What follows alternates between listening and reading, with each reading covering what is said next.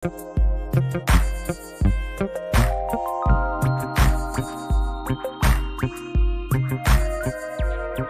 yes, hello. So, kamusta po mga ka-Streetwise? Ako po si Takero Miyamoto at welcome po sa aking munting channel. So, mga kababayan, pag-usapan ngayon natin to, no? So, siguro, hindi naman kaila sa atin na inendorso ni Robin Padilla, si Gringo Honasan at saka si Amy Marcos. And then, itong si Sara Duterte naman, inendorso naman si Camille Villar at si Amy Marcos. Okay. So, dahil po dyan sa pangyayari po na yan, nagkakagulo po ngayon ang PDP laban slate. So, alam niyo yung Duterte 10 ata yun, no? Okay. So, hindi po nagustuhan ng mga senatoriables ng PDP laban ang ginawa po ni Sara Duterte at saka ni Robin Padilla sa pag-endorso dun po sa mga tumatakbong senador na hindi naman po nila kaalyado. So, syempre, bago tayo mag-content, may ebidensya po tayo dyan, di ba? So, ito puntahan po natin itong post nga po ni Robin Padilla. Okay? So, kahapon, nag-post ito si Robin Padilla. Duterte pala, Duterte. Okay, Duterte. Okay. So, sabi dito, no, ni Robin Padilla, vote Duterte. Bondoc, De La Rosa, Go, Hinlo, Raul Lambino, Marcoleta, Mata, Kibuloy Rodriguez, Salvador. Wala akong iboboto dito. Di ba? Bukod sa mga pangit tong mga to, di ba? Sila po ang salot sa Pilipinas. And then, mga kababayan, bukod dyan, merong hinabol dito. Si Robin Padilla. Ito, no? Numero 31, Senator Gringo Honasan. Personal ko pong inilapit sa inyo si Sir Gringo bilang siya po ay aking pinakapinuno sa mapayapang revolusyon at ang kanyang adikain para sa bayan ay ating sinusundan. Tunay na reforma, tunay na pagbabago para sa malakas at malayang Republika ng Pilipinas. O, di ba? Di ba? So, yan, ito yung post nga po ni Robin Padilla na ini-endorso niya si Gringo Honasan. Tapos, mga kababayan, huwag po natin kakalimutan na in-endorso din po ni Robin Padilla si Amy Marcos. Wala akong copy ng ano dito. Kuha tayo ng copy para kompleto. Yan. Ito. Nakakuha tayo ng copy. Okay. Kompleto ko lang yung topic natin para maganda. Ayan, no? So, tinan mo yung mukha ni Amy, no? Parang parang la, bata. Yan. So, ngayon, at least settled na tayo doon, in-endorso ni Robin Padilla si Gringo Honasan at saka si Amy Marcos. So ngayon, dahil nga po dito, hindi po ito nagustuhan nung 10. Malamang usyam na lang kasi nakakulong si Kibuloy.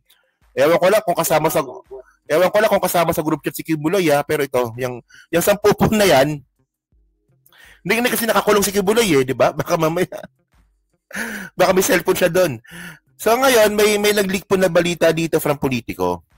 Puntahan natin to, So sabi dito, group chat wars. Robin Padilla exits over criticism of Amy Gringo endorsement. Okay.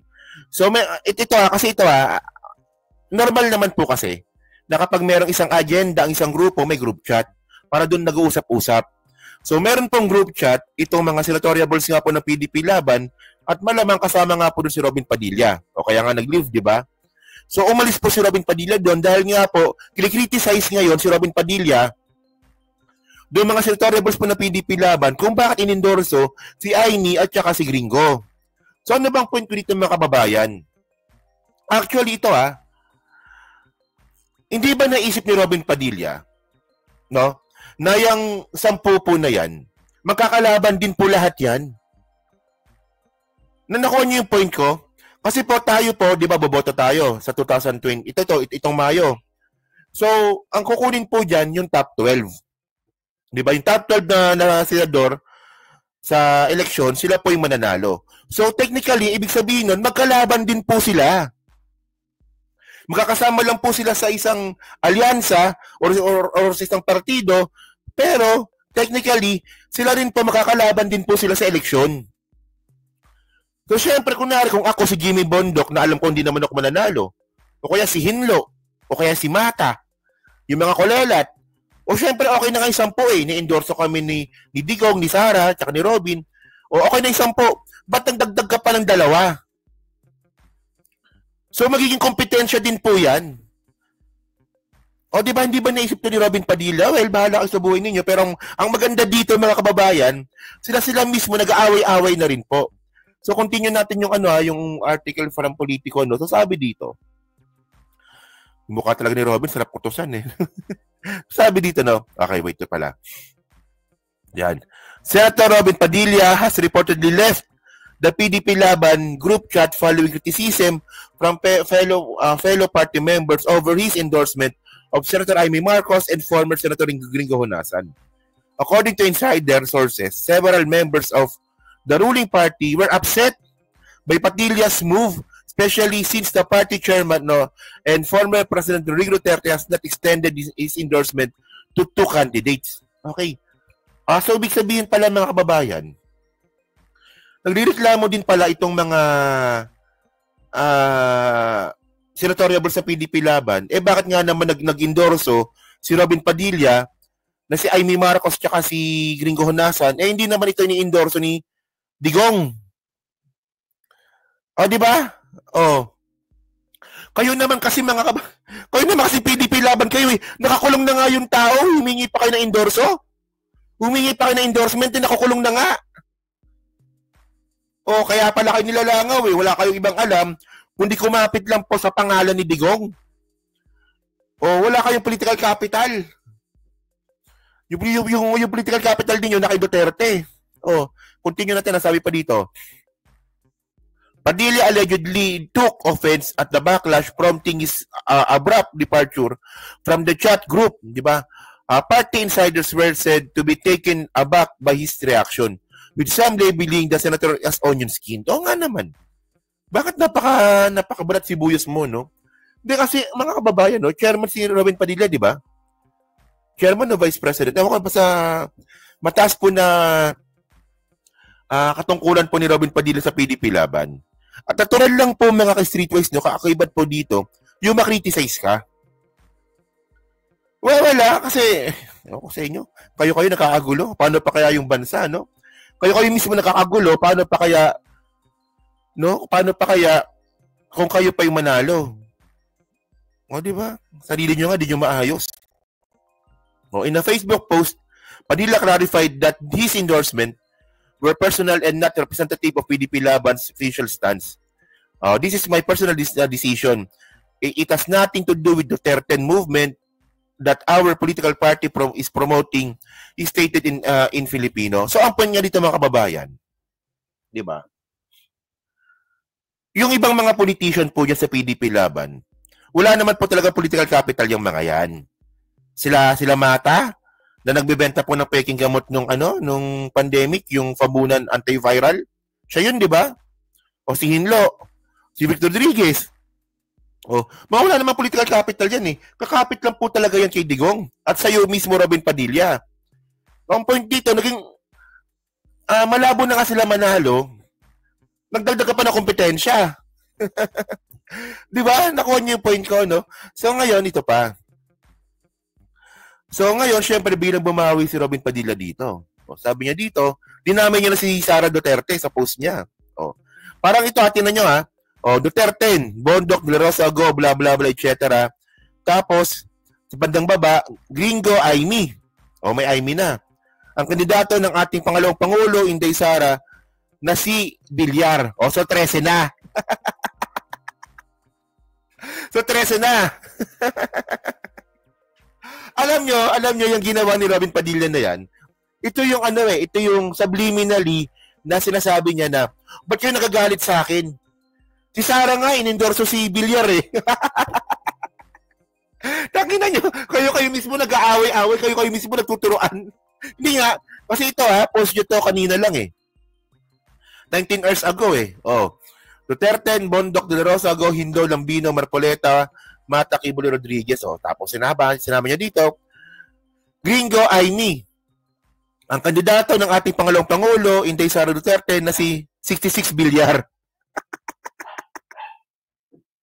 Ano ba, parang ibig sabihin ni Robin Padilla, hindi ka nakagalit sa akin. Si Sara nga nag-endorso din si Villar pa. O, di ba? Isipin nyo kayong mga DDS, 12 lang po yung iboboto ninyo, pero ang ini-endorse ni Sara at ni Robin Padilla, 13. Anong klase yan? So ngayon, di ba? So ang malinaw dito mga kababayan, sa pagpasok nga po ni Amy Marcos at ni Camille Villar sa PDP Laban, wala man ganun kasi yun eh.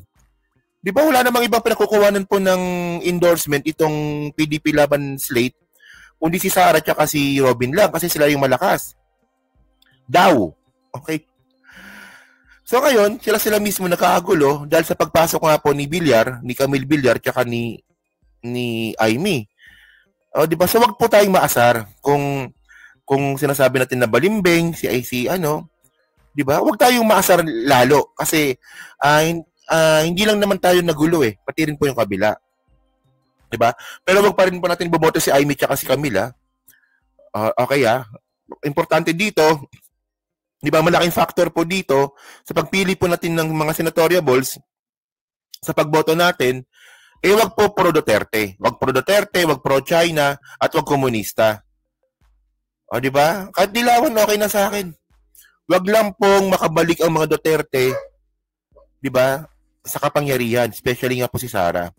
So ngayon, alam niyo nakakatawa dito, no? Actually, bobo po talaga itong mga itong mga DDS. So ito yung 10 na So wag yung ring boto yan. So ngayon, alam nyo ano pa nakakatawa dito, di ba? Pinapakita lang po talaga ni Robin Padilla na tanga po talaga yung mga DDS. Kasi gumawa siya ng video dito. Ito sabi ni Robin Padilla dito, no? Senator Robin Padilla, nililinaw niya na hindi siya kandidato sa midterm election sa May 12, 2025. Sa 2028 pa siya mag-end ang kanyang term. Yun yung pong matunghayan sa kanyang paglilinaw. Well, kailangan pa bang gumawa ng video para dito, Robin? So, ibig sabihin, may mga nalilitong mga DDS kung ikaw ba'y tatakbo o hindi? So, hindi alam ng DDS na merong midterm elections ng mga senador at saka merong election sa 2028. So, hindi alam ng mga DDS yan. So, kailangan mo pa talagang ipamukha sa mga DDS na, uy, mga bobo, hindi ako tatakbo. 2028 pa ako matatapos yung term. Simpleng bagay po ng ating election system. Hindi alam ng mga DDS paano pa kaya sa mas ibang critical na bagay. Ito yung mga alam nyo, ito yung mga bagay na dapat pinapalagpas na lang pero ang ginawa ni Robin, gumawa pa ng video. So to, parang polite way na sabihin na, hoy, mga Duterte supporter, tatanga nyo. Gano'n nyo to. Linawin sa video, mga mahal kong kababayan, na hindi po ako kandidato ngayong 2025. Isipin nyo, no? Ako po ay hanggang 2028. Ulitin ko po, hindi po ako kandidato ng 2025. Hindi po ako kasama ngayon. Ako po ang presidente ng PDP Laban. Ako po ang campaign manager. Yan. So hindi alam ng mga DDS yon na hindi pa tapos yung term mo. So sobrang basic nun, hindi alam. At pinamukha mo pa sa kanila na, hoy, mga tanga kayo. Hindi pa tapos ang term ko, 2028 pa.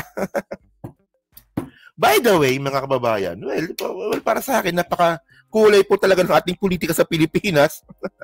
Makulay at masyadong ma-showbiz. Kaya wala tayong asenso bilang bansa Bilang bansa, ang Pilipinas naman po ma-asenso naman. Pero syempre, kung kukumpara po natin ito sa ibang bansa, mabagal tayo. Kasi nga po, ganyan po ang political system po natin. Bulok. Bulok talaga. Ganyan sistema natin yan. Tapos sinarangan pa ni Amy Marcos yung gusto ni PBBM na charter change. Hindi katangahan talaga, di ba? So yun so kayo po dyan, ano pa masabi nyo nga po dito sa nangyaring gulo sa loob nga po ng PDP Laban dahil nga po sa endorsement nga po ni Robin Padilla. Alam nyo, napaka-bullshit nun di ba? Ikaw yung presidente, alam ko presidente ata siya, di ba, ng PDP Laban, chairman si Digong. Correct me if I'm wrong kasi wala naman akong panahon para research yan. So, si Robin Padilla po, ang isa sa pinakamataas po na officials ng PDP Laban, tapos mag-endorse ko ng iba. So sablay talaga yun. Di ba? Bahala ka sa buhay ninyo, mga tanga kayo. So yun, so pa-comment lang po sa baba. at binabasa ko pong lahat yan. At syempre yan po sa Team Replay, di ba? Pa-like, pa-subscribe. Kung hindi naman kalabisan, pa-share na rin po ng video po na to. So thank you mga ka-Streetwise, no? So kita na lang ulit tayo sa susunod nating content. So thank you, salamat, and bye-bye.